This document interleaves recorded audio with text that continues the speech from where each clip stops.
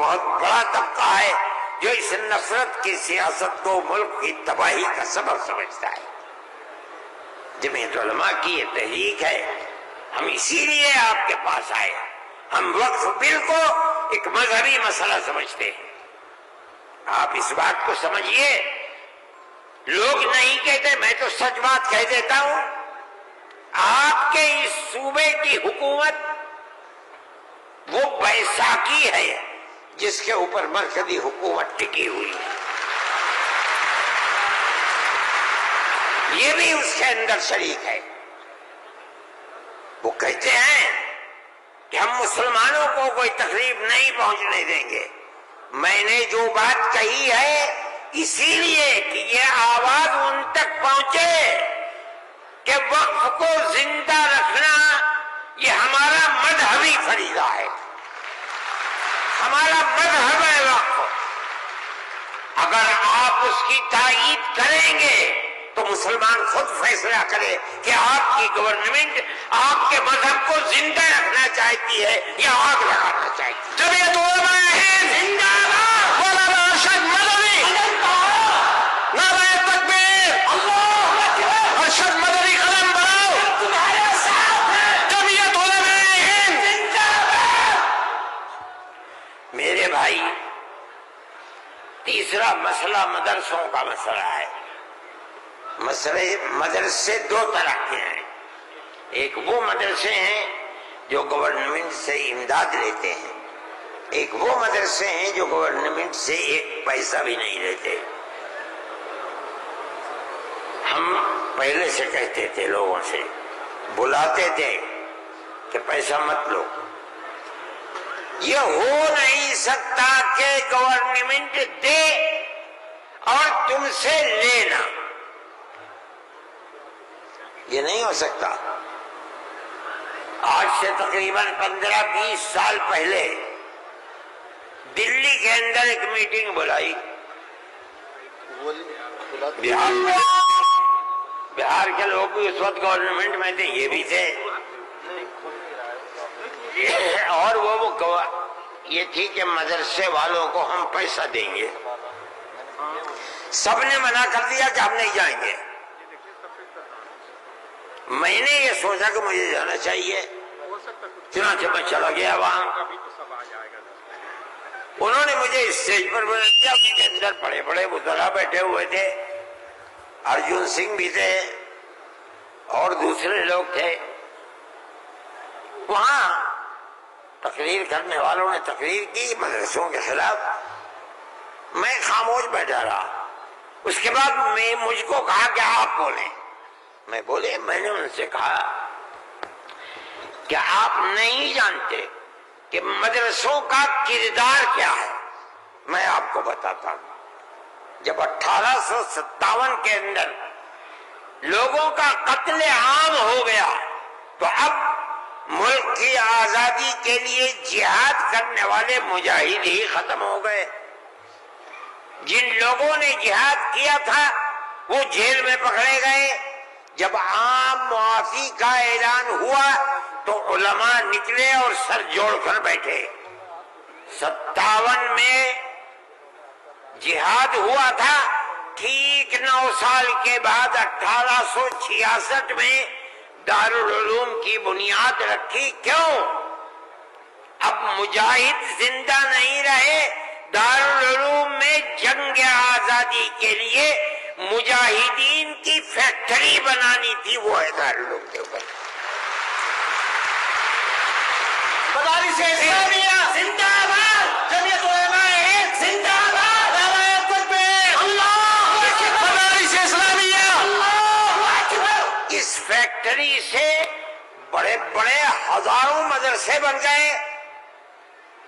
جہاں دنیا میں جائیے، نیو یارک میں چلے جائیے، واشنگٹن میں چلے جائیے، لندن میں چلے جائیے، ساؤتھ افریقہ میں چلے جائیے، اور ایشیا کے اندر تو جس ملک میں قدم رکھو یہیں کے فارغ ہیں یا یہاں کے فارغ ہونے والے کے شاگرد ہیں جنہوں نے مدرسے بنا رکھے ہیں۔ یہ مدرسے در حقیقت ملک کی آزادی کی ضمانت ہے. ملک کے اندر حضرت شیخ الہند یہیں کے پیدا ہوئے جنہوں نے 4 سال مالٹا میں جیل کاٹی. مولانا مدنی یہیں سے پیدا ہوئے ہیں جنہوں نے 9 سال انگریز کی جیل کاٹی ہے. اور میں نے کہا میں کتنوں کا نام لوں آپ کے سامنے. یہ مدرسوں کی زندگی ہے اور یہ تاریخ ہے. آپ اس تاریخ کو بجھانا چاہتے ہیں. کہتے ہیں بالکل نہیں. انہوں نے کہا کہ ہم نہیں بجھانا. میں نے کہا کہ یہ ہو نہیں سکتا کہ آپ پیسہ دیں انہیں اور پھر ان کے نظام تعلیم اور نصاب تعلیم میں دخل نہ دیں. آواز آئی ہم وعدہ کرتے ہیں کہ نہیں دیں گے. میں نے کہا اچھا میں آپ کو جھوٹا نہیں کہتا ہوں. مجھے یہ بتائیے کہ ابھی الیکشن میں 3 سال باقی ہیں. کیا آپ یہ ضمانت دے سکتے ہیں کہ 3 سال کے بعد جو الیکشن ہوگا اس الیکشن کے نتیجے میں کامیاب ہو کر آپ ہی اقتدار کی کرسی پر بیٹھیں گے؟ کہنے لگے نہیں دے سکتے. میں نے کہا تو آپ تو 3 سال کی ضمانت نہیں دیتے اور میرے دل میں یہ ارمان ہے کہ اگر قیامت تک میں زندہ رہوں گا تو مدرسوں کو لے کے چلوں گا. میرا آپ سے کیسے ہو جائے گا؟ میری آپ سے اس میں مسالات نہیں ہو سکتی. آپ کو اسکول بنانے ہیں آپ مجھے دیجیے. آپ اگر 50 اسکول کہیں گے میں 50 بنا دوں گا. لیکن آپ یہ چاہیں کہ مدرسے کو ختم کر کے اس کے اندر اسکول کا نصاب بن جائے یا یہ مدرسے آپ سے پیسہ لے کر چلے. جمعیت علماء اسے گوارا نہیں کرے گی.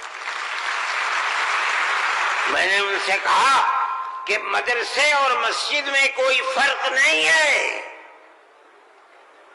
کہنے لگے وہ کیسے؟ میں نے کہا اس لیے کہ اگر مسجد میں نماز پڑھی جاتی ہے مدرسے میں نماز سکھلائی جاتی ہے. اگر مسجد میں نماز کے اندر قرآن پڑھا جاتا ہے مدرسے کے اندر قرآن پڑھنا سکھلایا جاتا ہے. کیسے دونوں الگ ہو جائیں گے؟ یہ دونوں ایک دوسرے کے ساتھ ہیں. جیسے ہم مسجد اپنی خود بناتے ہیں چاہے چھپر ڈال کر کے بنائیں اسی طرح ہم مدرسے میں بھی آپ سے کوئی مساعدت لینا ہم نہیں گوارا سکتے. اچھا میں یہ کہہ کر کے بیٹھ گیا. صدیقی صاحب جن کو گورنمنٹ نے بنایا تھا اسکولوں کو ان کا اقلیتی کردار دینے کے لیے وہ میرے برابر بیٹھے تھے. وہ بھی اس اجتماع کو بلانے والے تھے. اس کے بعد ایک اور صاحب کھڑے ہوئے میرے بعد. انہوں نے پہلے سے یہ کہا کہ مجھے بڑا افسوس ہے کہ آپ نے ارشد کے بعد مجھے بلا لیا. کچھ وقفے کے بعد بلاتے انہوں نے تقریر اور جیسے انہوں نے کہا میں نے اس پر یہ کہا کہ میرے اندر یہ طاقت ہے آپ جو فرمائیں گے میں اسے قبول کروں گا خاموش. میں کوئی اس کی تردید نہیں کروں گا. اس لیے آپ فرمائیے. جیسے انہوں نے کہا کہ مدرسوں کا کردار کمزور ہو گیا وہ تو مجمع جو صبح کھڑے ہو گئے خبیث ہے اتار دو پھینک دو نکال دو اس کو یہاں سے. جب آگ لگنے لگی تو میں نے صدیقی صاحب سے کہا صدیقی صاحب میں تو جا رہا ہوں. صدیقی صاحب نے مجھے پکڑے بھائی خدا کے لیے بیٹھ جاؤ یہ مجمع ہمارے قابو میں نہیں آئے گا. تو میں نے ان لوگوں سے کہا کہ بھائی کیا بات ہے کیوں آخر لوگ گھبرا رہے. ایک بات ہے آپ کی مرضی کے مطابق ہے آپ قبول کیجئے نہ مرضی کے مطابق ہے آپ نہ قبول. لیکن اس اجلاس کے اندر یہاں تو شور مچاتے ہو. خیر وہ لوگ بیٹھ گئے. جب ہو گیا تو میں اٹھ کے بھاگ گیا. کانگریس گورنمنٹ کی جو بالکل آخری شخصیت تھی انہوں نے کہا کہ بھائی سونیا جی صدر تھی. انہوں نے کہا کہ آپ نے کیا کر دیا. میں پہلے منع کرتی تھی کہ اس مسئلے کو نہ چھوڑو بند کر دو اس کو. جو مدرسہ بند ہو گیا. آج بھی یہی مصیبت تھی. ان مدرسوں کے خلاف ابتدا میں جو امداد نہیں دیتے تھے کوئی نہیں بولتا تھا اس لیے کہ جب تمہارا کھایا نہیں ہے تو تم ہم سے پوچھ کیوں سکتے ہو. جو تمہارا کھاتے ہیں ان سے جا کے کہو انہوں نے کھایا ہے اب تم ان کے حلق سے نکالو. ہم نے تو کبھی تم سے 2 پیسے بھی نہیں دیے. دارالعلوم دیوبند کو سن 56 کے اندر 1956 میں جو اس وقت یہاں بہار کے آدمی تھے اور ملک کے صدر جمہوریہ تھے ڈاکٹر راجندر پرساد، وہ دیوبند آئے تھے. انہوں نے دیوبند حضرت رحمت اللہ علیہ زندہ تھے، حضرت مدنی، انہوں نے دارالعلوم کے لیے ایک لائبریری کے پیسے دارالعلوم کو دینے کا وعدہ کیا. جب وہ چلے گئے، اب شکریہ ادا کیا ان کا بہت، جب وہ چلے گئے تو ان کو خط لکھ کر بھیج دیا گیا کہ دارالعلوم دیوبند کے بنانے والوں کا یہ حکم ہے، یہ اصول ہے کہ کسی بھی مسلم یا غیر مسلم حکومت سے کبھی کوئی مدد نہیں لی جائے گی، اس لیے ہم آپ کا شکریہ کے ساتھ واپس کرتے ہیں. آج تک حکومتوں پر حکومتیں بدل گئیں، انگریز گورنمنٹ، پھر اس کے بعد ہندوستان کی، مگر اس کے اندر کوئی فرق نہیں پڑا ہے. لیکن اس کے بعد جنہوں نے لیا تھا گورنمنٹ سے، پھر اس کے بعد ان مدرسوں کے اندر بھی ہاتھ ڈالنا شروع کر دیا. جمعیت علماء اس سلسلے کے اندر کورٹ میں گئی، اگرچہ ان مدارس کے سلسلے میں کوئی فیصلہ ابھی تک نہیں آیا، لیکن ہم یہ سمجھتے ہیں کہ قانونی اور دستوری اعتبار سے جو گورنمنٹ سے کوئی چیز نہیں لیتے، پہلے لیا جاتا تھا چھٹیوں کے اندر گورنمنٹ سے، وہ قانون تھا کہ جو ٹکٹ طلبہ لے کے گھر جاتے تھے کنسیشن، اس میں پیسہ کم ہو جاتا تھا. جب گورنمنٹ کی نظریں بدلنی شروع ہوئی، دارالعلوم نے بند کر دیا، اس کو ہم نہیں لیتے. یہ بات ہم نے کہی کہ اللہ کا بڑا احسان ہے کہ جو تبصرہ آیا، ابھی تک فیصلہ نہیں آیا، وہ تبصرہ بھی حق کے اندر ہے. انشاءاللہ جب گورنمنٹ سے کوئی تعلق ہی نہیں ہے اور دستور کی دفعات 25 اور 26 اقلیت کو یہ حق دیتی ہے کہ وہ اپنے اداروں کو قائم کر لے، کوئی رکاوٹ نہیں ہے، تو ہمارے مذہبی اداروں کے اوپر کیسے رکاوٹ ہو سکتی ہے؟ دستور کی یہ دفعات ہمارے لیے چین و سکون اور عزت و آبرو کے ساتھ ملک میں رہنے کا ہمیں حق دیتی ہے. ہم یہ سمجھتے ہیں کہ مستقبل کے اندر بھی انشاءاللہ ہم اپنے ان پروگراموں کے اندر کامیاب رہیں گے. میرے بھائی، فلسطین کا مسئلہ ہے. دیکھیے، جب یہ مسئلہ ہوا اسی دن ہماری گورنمنٹ نے ایک بات کہی کہ یہ دہشت گردی ہے، فلسطینیوں نے حملہ کیا اسرائیل کے اوپر. میں نے کہا یہ بھی گورنمنٹ جانتی نہیں ہے. جب میں نے اگلے ہی دن بیان دیا کہ یہ غلط ہے، اسرائیل کو بنانے والوں نے بنایا تھا، بیت المقدس اسرائیل سے باہر تھا، فلسطین آزاد تھا. اسرائیل نے امریکہ کی مدد سے اور یورپ کی مدد سے بیت المقدس کو، فلسطین کو، تمام فلسطین کے اوپر زبردستی حملہ کر کے فلسطینیوں کو غلام بنایا اور اپنے اندر داخل کر دیا.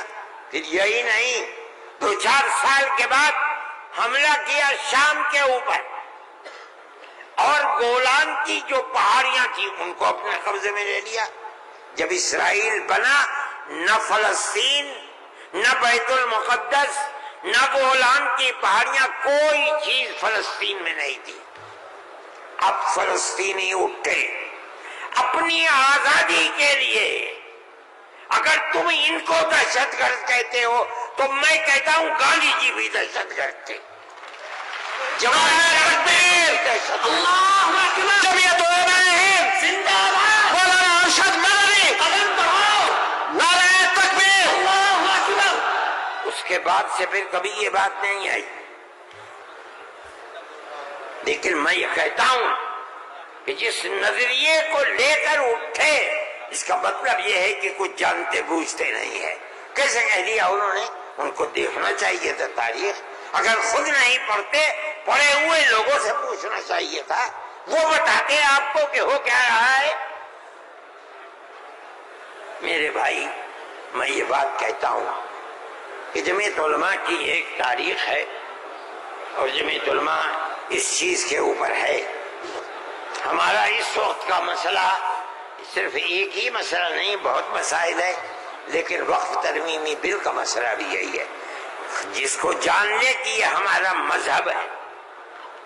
ہم یہ کہتے ہیں بہار کی گورنمنٹ کو بھی، آندھرا گورنمنٹ کو بھی اگر وہ کریں گے تو اس کا مطلب یہ ہے کہ مسلمان کے پیٹ کے اندر چھرا گھونپیں گے اور مسلمان کے مذہب کو آگ لگانا چاہتے ہیں. مسلمان کو سوچ لینا چاہیے کہ وہ کیا کرے گا اور مستقبل کے اندر اسے اس جنجال کو کس طرح نمٹانا ہے. ہم ایک بات کہہ رہے ہیں اور ہمیں یہ کہنے کا حق ہے، اس لیے کہ دستور کے خلاف ہے. دستور نے ہمیں مذہبی آزادی دی ہے. آپ وقف کو مذہب نہیں سمجھتے، لیکن اس لیے نہیں سمجھتے کہ نہ آپ قرآن کو جانتے ہیں نہ آپ حدیث کو جانتے ہیں. حضرت عمر رضی اللہ تعالی عنہ نے اپنا ایک باغ وقف کرنے کی نبی کریم علیہ السلام سے اجازت چاہیے جو خیبر میں تھا. آپ نے فرمایا میری رائے یہ ہے کہ تم باغ کو وقف مت کرو، بلکہ باغ کی کھجوروں کو وقف کر دو فقراء اور مساکین کے لیے، اس لیے کہ باغ تمہارا رہے گا.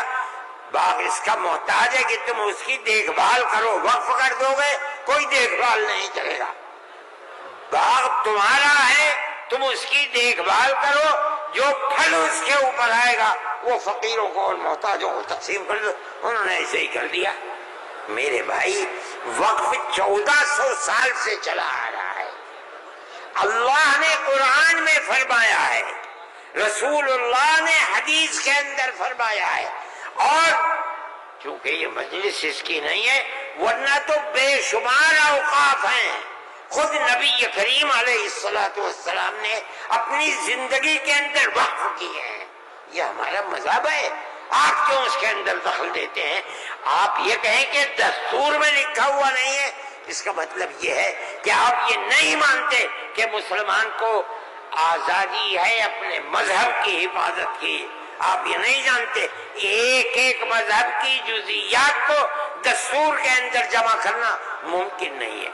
مذہب اسلام تو آدمی کے پیدا ہونے سے پہلے موت کے بعد تک قبر کے اندر جو صورتحال ہوتی ہے، اسلام اس سب کو اپنے احاطے میں لیے ہوئے. آپ کے دستور میں کتنی گنجائش ہوگی اس کی؟ یہ بات کہہ دیا کہ ہمیں اپنے مذہب پر چلنے اور اپنانے کا حق ہے، اسے زندہ رہنے کا حق ہے. ہم یہ بات کہہ رہے ہیں، ہم نہیں چاہتے کہ کوئی دوسرا اس کے اندر دخل اندازی کرے. میرے بھائی، میں نے یہ بات کہی اور میں نہیں سمجھتا ہوں کہ اس سے زائد مجھے کوئی بات کہنی چاہیے. اس لیے میں آپ حضرات سے کہ تشریف آوری کا شکریہ ادا کرتا ہوں.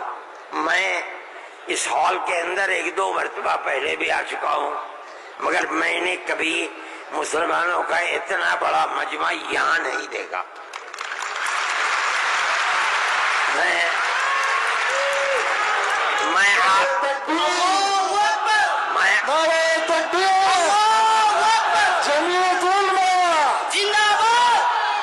آپ حضرات کا شکریہ ادا کرتا ہوں اس لیے کہ یہ سب جگہ شہرت تھی کہ اس اجلاس کا مقصد وقف ترمیمی بل کی مخالفت ہے. اس کا مطلب ہے کہ بہار کا مسلمان ہر اس طاقت کا مخالف ہوگا جو وقف ترمیمی بل کی تائید کرے گا.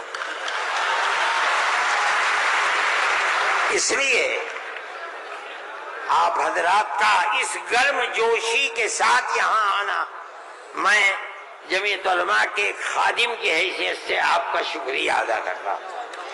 اللہ آپ کو خوش رکھے، خیر و عافیت کے ساتھ رکھے.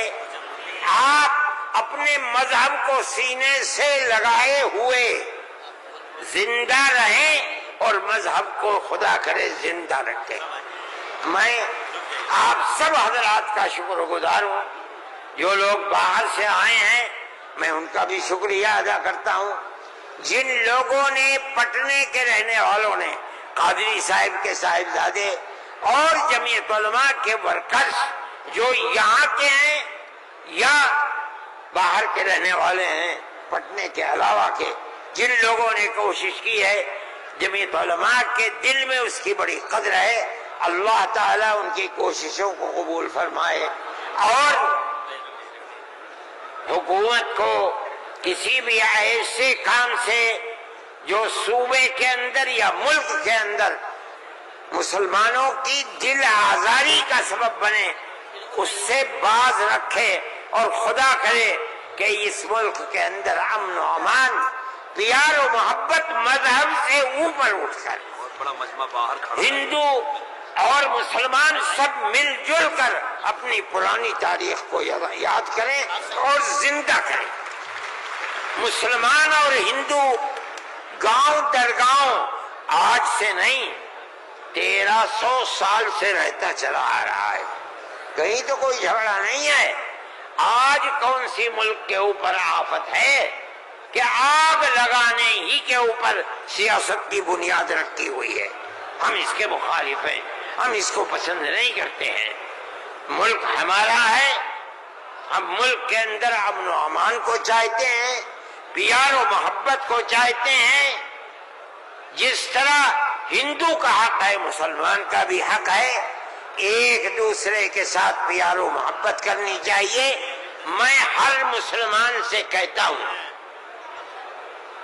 چاہے گھر ہو، محلے میں ہو، دکان پر ہو، بازار میں ہو، اسکول میں ہو یا اپنے کھیت میں ہو، اپنے پڑوسی ہندو کو اپنا بھائی سمجھو، ایک دوسرے کے ساتھ پیار و محبت کرو، جو ضرورت مند ہے اس کی ضرورت کو پورا کرو۔ تمہارا یہ عمل تمہارا مذہبی عمل ہے، یاد رکھنا۔ یہ نہیں کہ میں کہہ رہا ہوں، جمعیت علماء کا نہیں، قرآن و حدیث یہی کہتا ہے۔ اس لیے آپ اپنی اس محبت بھری زندگی کو دنیا کے سامنے پیش کریں۔ میں ارباب مدارس سے بھی کہتا ہوں، وہ جہاں جائیں، جہاں رہیں، جہاں مدرسہ چلائیں، ایک دوسرے کے ساتھ انس، ہندو مسلمان کو قریب کرنے کی اپنی تحریک کو زندگی عطا فرمائیں، جو آپ کی تحریک نہیں ہے، اسلام کی دی ہوئی تحریک ہے۔ اللہ ملک کے اندر امن و امان کو قائم رکھے، پیار و محبت کو زندگی عطا فرمائے۔ میں ڈاکٹر صاحب، صدر صاحب، جنرل سیکریٹری صاحب بہار، ان سب کا تہہ دل سے شکریہ ادا کرتا ہوں۔ اللہ ان کی کوششوں کو کامیاب فرمائے اور اس اجتماع کو اپنے مقاصد کے اندر کامیابی عطا فرمائے۔ وصلی اللہ تعالی علی خیر خلقہ سیدنا اللہم انا نشہد